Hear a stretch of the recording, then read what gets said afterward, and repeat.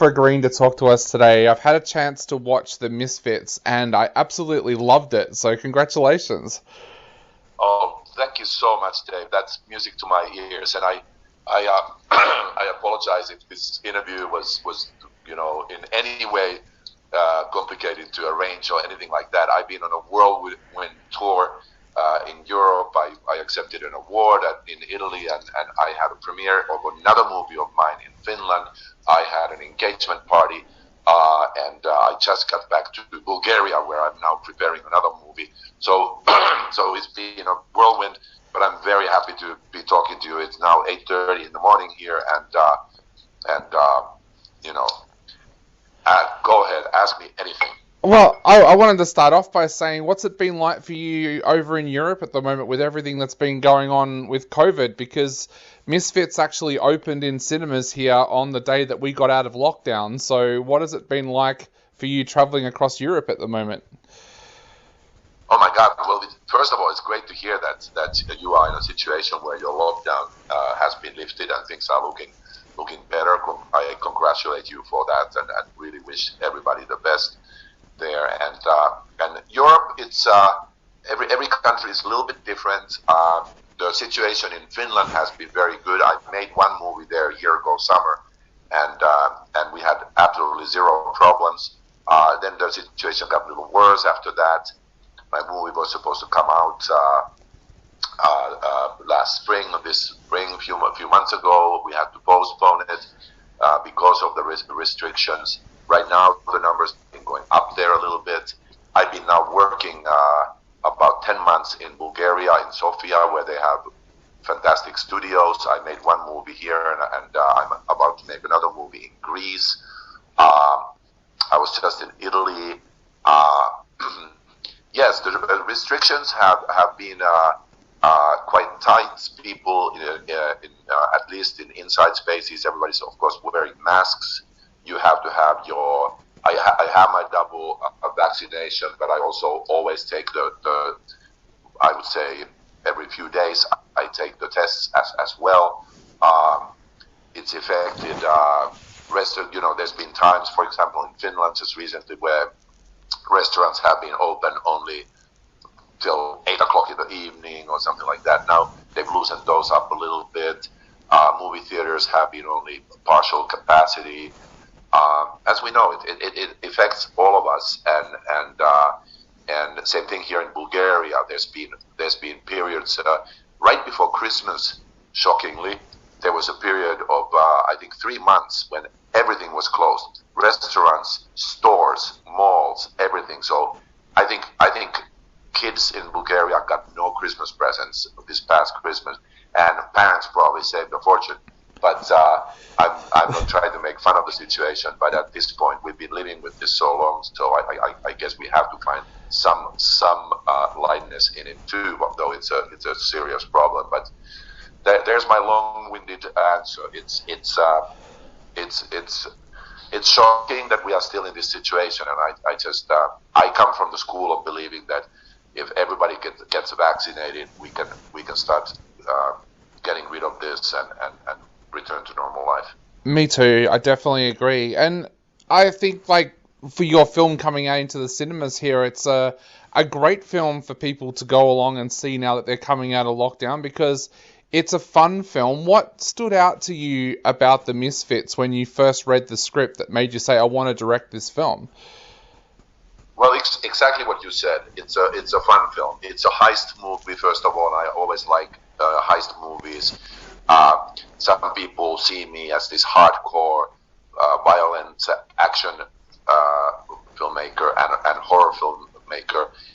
Those who know me better know that I love humor. I love comedy, and when I read a script that has a light touch and has still some action elements, but it's not really relying on giant spectacle, but it's relying more on characters and their dynamics and cleverness and humor between them.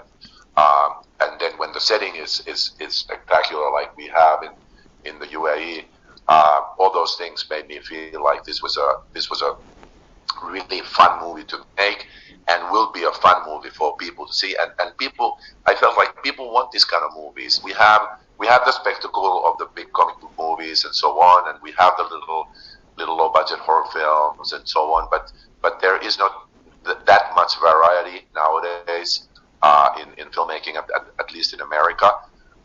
So and now with COVID, of course we couldn't predict it at that time when we made the film, but with COVID, I agree with you. This is I feel like this is what we want now. We want to be able to go out, laugh, have some fun, and just relax and stop worrying for a moment. Definitely, and you mentioned that interaction between characters there. There's a lot of heart in this film, I thought, especially with the relationship between Richard and Hope. How important was that for you to make these characters three-dimensional, but also have that real feeling of heart between the characters as well? That was the most important thing for me. I just spent 5 years living in China, and I made 3 movies there. And I think that one of the many lessons I took from there was really how there the audience just, they are so hungry for emotion. If they might in their real lives be a little bit sort of withdrawn or shy or quiet or something, but they crave for emotion. And in China, you can't, whether it's a tragedy or comedy or anything, you can't have a movie without deep emotion. And that's I emphasized in this film also, and I love that when there are that kind of things between people, and especially this father-daughter relationship really touched me personally, and then this other sort of flirtatious things that are going on in the film. I think they are really important, and all the camaraderie and friendship that these misfits have between them, it was very important to me. And how fun was it for you as a director to explore the uniqueness of each of the characters? I mean, characters like Ringo and Wick, they're the kind of characters that you remember a long time after the end credits roll. How fun was that for you to get to explore that uniqueness of each character with the actors portraying them? It was great, and I really wanted to cast, a very diverse cast. Pierce Brosnan is somebody I know from years and years, and we've tried to make a movie together before, and I got him very quickly on board. Tim Roth is a great actor that I admire, and I always think the villains should be very intelligent and not necessarily physically imposing, but very, very smart. And then in terms of Nick Cannon playing Ringo and Jenny Chung playing Violet and Mike Angelo as Wick, I just wanted to, have in a way fresh faces, in a way faces that people have seen and maybe in different kind of contexts before. I always like to work with people from the music industry. I think they bring great energy into films, and Mike, who plays Wick, I got to know him in China. He is the biggest music star in Thailand. He's actually from Thailand, and also has become a giant star in China. And just living in China kind of taught me to look at the world as a even a bigger place than before. I come from Finland, and then I lived 30 years in the United States. I've traveled the world, so I consider myself quite very open and accepting of every culture and religion and race and anything.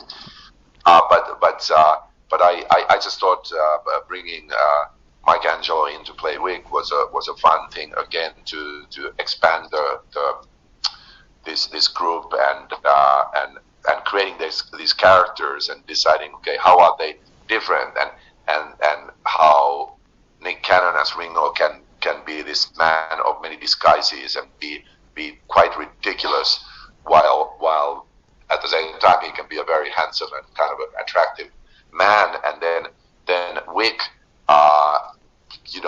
sort of being this really cool, suave Asian guy, but then breaking that by doing things like, okay, here's the shot that you expect, the Misfits, the whole gang walking in slow motion together, looking really cool, and then Wick trips and almost falls down. I love doing that kind of things, just to break the mold, just to tell the audience, like, hey, we are on this with you. We're not trying to be too cool. We get it. We're not perfect, and we want to show it to you. I wanted to ask also, because I do radio in Phuket as well as doing radio in Australia. How did you discover Mike? Was there a moment when you first discovered him? I met him in China.